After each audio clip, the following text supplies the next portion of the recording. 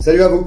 Alors on va faire la rubrique donc des nouvelles du jour, comme promis depuis hier, et on va commencer donc par Trump. Alors accrochez-vous parce que je vous dis ça va secouer, il se passe des choses de partout.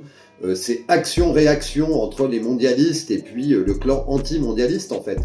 Donc chacun joue ses pions, essaye de dire oui, mais non, enfin c'est la dinguerie.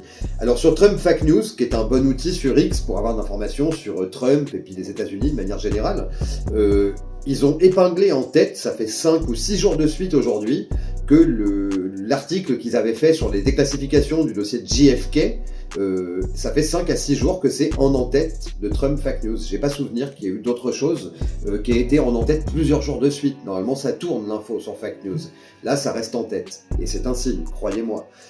Voilà.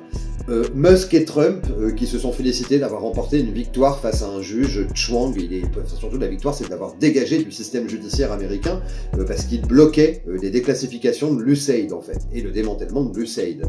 Il faut s'imaginer d'ailleurs, se mettre à la place, imaginez les mecs sur place, ça tournait comme un truc de blanchiment depuis des années. L'Europe est seule d'ailleurs, aujourd'hui on le voit bien avec ça. Imaginez la tête des mecs quand ils ont vu Musk avec son équipe de mecs en casquette, en t-shirt, avec la veste par-dessus, et qu'on leur a dit voilà, dégage, rentre chez toi. Ils ont dû halluciner les mecs, mais vraiment, ils ont dû se dire, ils ont dû avoir l'impression de passer dans un autre monde. J'espère qu'on aura des vidéos un jour de ça, vraiment. Donc voilà, Trump lui a donné une longue interview sur laquelle je reviendrai, dans laquelle il félicite Elon Musk et le Dodge pour le travail accompli, que c'est phénoménal. Donc Tucker Carlson lui d'ailleurs a validé l'histoire des rétributions, c'est-à-dire que l'argent récupéré va être reversé aux Américains. Apparemment, si c'est Tucker Carlson qui le dit, voilà. L'Irlande, il s'est passé quelque chose d'incroyable avec un prof qui a été interpellé puisqu'il a refusé d'appeler un élève transgenre par le nom qui était le sien après l'opération et le transgenrisme. Ils lui ont mis la misère, ils lui ont saisi ses comptes bancaires, pris son pognon. Il parle de prendre sa bagnole, sa maison, c'est un truc incroyable. Les arguments sont... c'est vraiment très très flippant. Javier Milei. Alors là, moi, Javier Milei, j'en parle depuis plus d'1 an et demi déjà, et il faut se rappeler ce moment, c'était 15 jours après l'investiture de Trump, je crois, ce moment à Davos, où Trump apparaît sur un écran géant, je pense que vous vous en rappelez, avec la tête de Klaus Schwab qui dit « On est très content d'avoir Donald Trump ici à Davos ».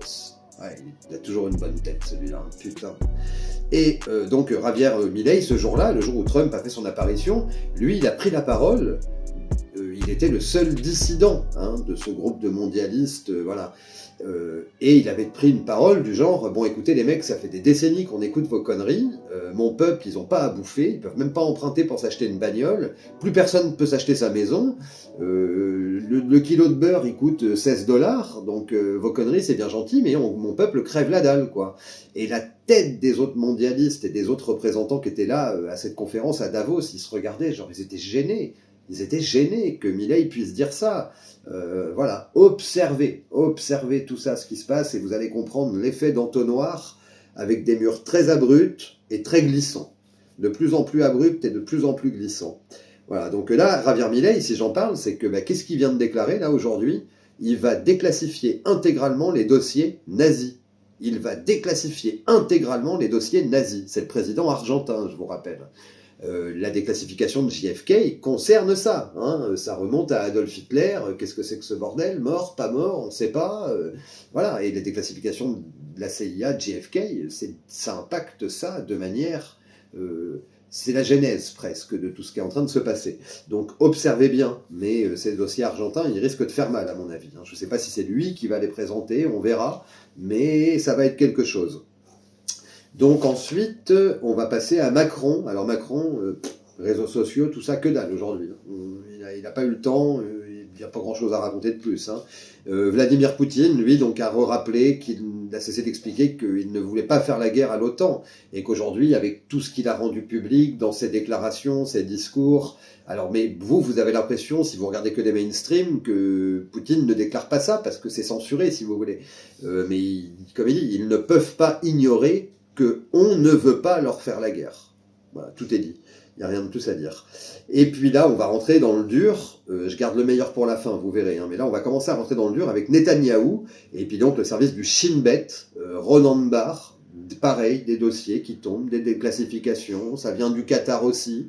Et puis en fait, on apprend que le Hamas, il y a plus d'1 milliard qui a été que Netanyahou a laissé transiter, quoi, pour qu'il puisse avoir cet argent. Donc ça fait un moment que beaucoup en parlent, mais ça va faire extrêmement mal en fait, quand on va lui dire, attends, t'es en train de nous vendre un conflit avec des gens que tu as créés ou financés, pourquoi c'est que ce bordel, quoi. Voilà, je pense que lui, il doit vraiment avoir l'impression d'être dans un entonnoir, Mister Bibi, vraiment. Il doit se dire, là, les murs, ça glisse, là, c'est violent. Donc après, on voit bien que malgré tout ça, alors là, ça devient de plus en plus chaud. Hein. Ça, JFK, plus ça, là, ça devient quand même de plus en plus chaud. L'Ukraine, avec cette schizophrénie de russophobie européenne, où ça monte en Europe, ça monte de partout. Voilà, bon, l'Europe est seule aujourd'hui. Il faut bien que vous compreniez ça. Il y avait l'USAID avant. L'USAID finançait toutes ces conneries de mondialisme et de globaliste. Aujourd'hui, l'Europe est seule. Et ces milliards qui tombaient de l'USAID, ils sont plus là. Voilà. Donc ils vont les prendre ailleurs. Je donne un indice. Alors pas que les miennes, hein, les vôtres aussi, je vous le dis d'avance. Donc, et surtout, voilà, on voit bien que dans leur scénario, est-ce qu'ils avaient anticipé tout ça ou pas, mais en tout cas, ils ne se laissent pas faire. C'est action-réaction. On peut parler de la CEDEAO, on peut parler de toute l'affaire Brigitte Macron, et qui n'est pas terminée, hein, vous allez voir. Zelensky, et cette espèce de comédie schizophrénique à dire oui, oui, d'accord, la paix, c'est où que je signe, tout ça. Et puis en fait, il fait péter un pipeline russe, où ça continue, donc voilà. C'est schizophrénique. Le Canada, avec la démission de Trudeau, mais a priori, c'est un Mister Mondialiste qui va reprendre les fonctions. Hollywood qui brûle, des avions qui tombent du ciel, des ovnis, des drones, on ne sait pas, les deux, peut-être que l'un, peut-être que l'autre.